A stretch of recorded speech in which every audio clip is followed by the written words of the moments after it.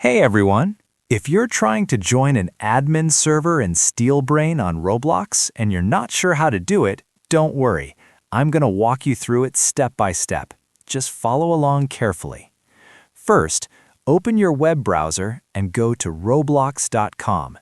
Make sure you're logged in to your Roblox account. Once the site loads, click on the search bar at the top. Now, type Steal Brainrot and make sure you're searching under Experiences. When the game appears in the results, click on it to open the main game page.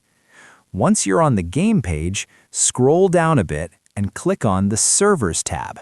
This is where you'll see all the servers currently running the game. Next, look at the servers list carefully.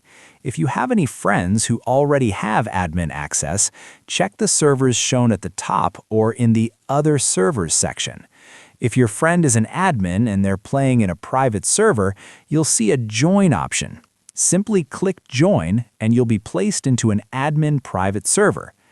If you don't see any friends, don't worry, there's another way. Go to the Server Sorting option and set it to Ascending. This will help you find smaller or specific servers more easily. Now, scroll through the list and look at the player avatars.